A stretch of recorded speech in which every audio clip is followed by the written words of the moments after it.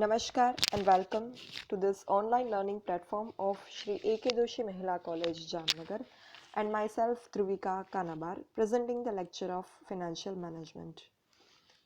નાણાકીય સંચાલનમાં Unit 4 is divided into two parts. First is new financial instruments and second is first is new financial institutions and second is new financial instruments.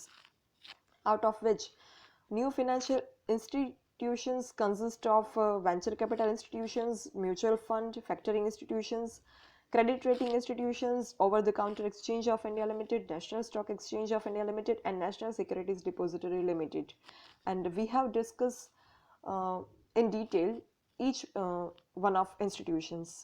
And the second part, new financial instruments, consist of commercial paper, certificate of deposit, securitization of debt, secured premium notes with detachable warrant, non-convertible debentures with detachable equity warrant, zero coupon bonds, zero interest, dip discount bond, double option bond, stock invest, euro issues, and derivatives.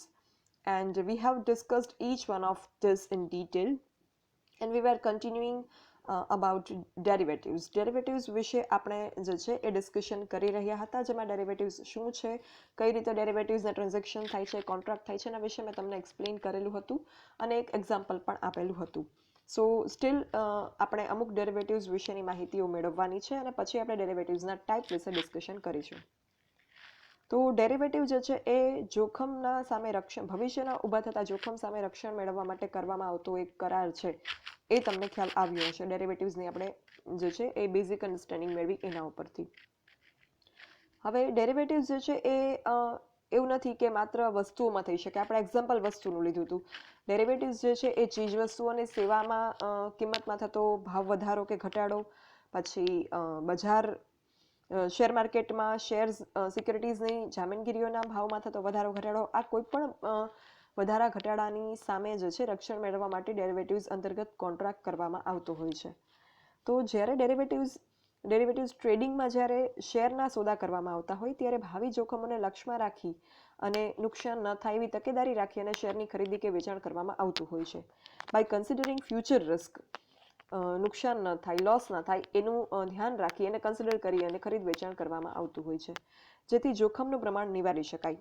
To eliminate the risk associated with the transaction of share market, derivative contract is entered into by two parties. Share કે ડિબેન્ચરમાં નાના જથ્થામાં ખરીદ વેચાણ વખતે આ derivatives બહુ ઉપયોગી નથી, પણ જ્યારે મોટા જથ્થામાં શેર ડિબેન્ચરના ખરીદ વેચાણના વ્યવહારો હોય કે જ્યારે રોકાણના સમગ્ર પોર્ટફોલિયોનું સંચાલન કરવાનું હોય ત્યારે જે છે ડેરિવેટિવ્સ અગત્યનું છે. રોકાણના મોટા વ્યવહારો કે સમગ્ર પોર્ટફોલિયોનું સંચાલન એટલે શું? Portfolio management means what? તો પોર્ટફોલિયો એટલે combination of securities you are going to invest in.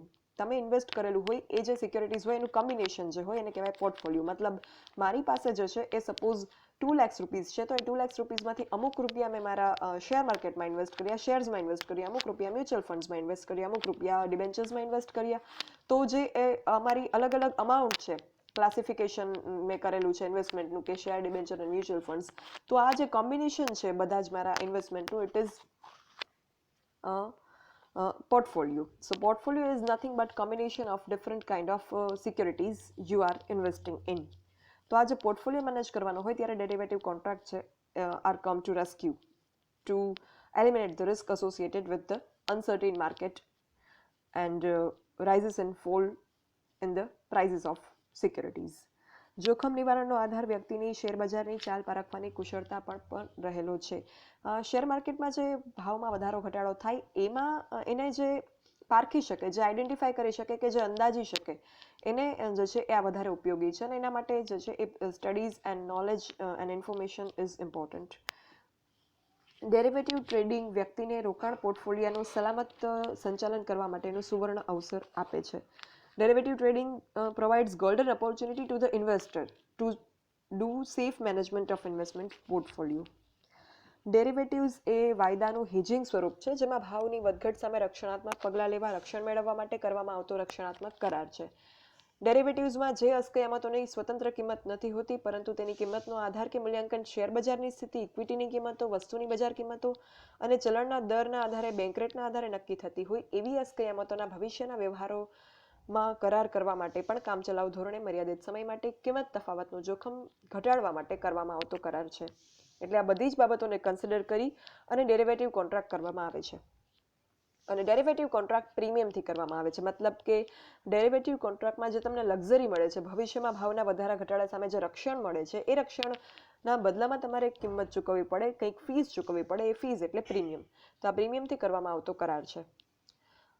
હવે જો વાત કરીએ ટાઈમ પીરિયડની, ડેરિવેટિવ્સ કેટલા સમય માટે ડેરિવેટિવ કોન્ટ્રાક્ટ હોય, તો ડેરિવેટિવ જે છે જનરલી એક રક્ષણાત્મક કરાર છે, સેફગાર્ડ કોન્ટ્રાક્ટ છે, જે 3 to 12 months માટે કરવામાં આવે છે. 3 થી 12 મહિનાના સમયગાળા માટે કરવામાં આવે છે. અને બજારના સંદર્ભમાં ડેરિવેટિવને જોખમ સંચાલનનું સાધન પણ ગણાવી શકાય. માર્કેટના કન્સેપ્ટમાં ડેરિવેટિવને જે છે એ રિસ્ક મેનેજમેન્ટ ટૂલ તરીકે પણ ઓળખવામાં આવે છે. સો there are many risk management tools and derivatives is one of the important tools of managing the risk. અલગ રીતે કહીએ તો જે લોકો જોખમ ઉઠાવવા નથી માંગતા અને જે લોકો જોખમ ઉઠાવવા માંગે છે, આ બંને પક્ષકાર ભેગા થાય છે અને જોખમની અદલાબદલી કરી લે છે, એને કહેવાય ડેરિવેટિવ કોન્ટ્રાક્ટમાં એન્ટર થયા. અને આ જોખમની અદલાબદલીના બદલામાં જે જોખમ મેળવનાર પક્ષ છે એને મળે છે પ્રીમિયમ. એટલે જોખમ ઉઠાવવા ન માંગતા હોય એવા પક્ષકારને કંઈક ફીસ ચૂકવવી પડે, જે એમને જોખમ સામે રક્ષણ મળે છે. જોખમને એમને નથી ઉઠાવતું, એના બદલામાં એમણે કંઈક ફીસ ચૂકવવી પડે, એ ફીસ એટલે પ્રીમિયમ એ ચૂકવે છે.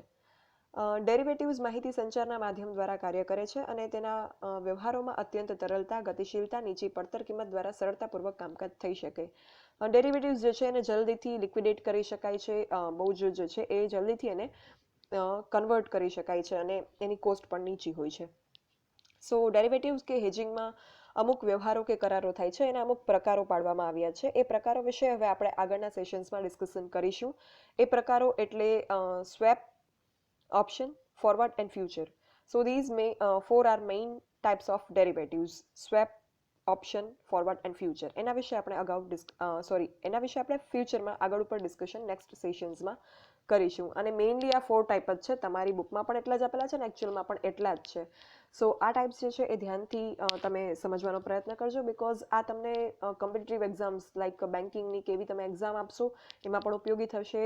MBA કરશો ફિનાન્સમાં એમાં પણ ઉપયોગી થશે. MBA માટેની એન્ટ્રન્સ ટેસ્ટ આપો CMAT તો એમાં પણ ઉપયોગી થશે. સો આ જે ટાઈપ્સ છે એનું એક્સપ્લેનેશન જે છે તમે અટેન્શનથી સમજવાનો પ્રયત્ન કરજો. That's all for this session. આપણે ટાઈપ્સ જે છે એ આગળના સેશન્સમાં ડિસ્કસ કરીશું. Thank you. જો કોઈને કંઈ ડાઉટ કે ક્વેરી હોય, you can write me on this mail dbk.dhruvika@gmail.com. Thank you.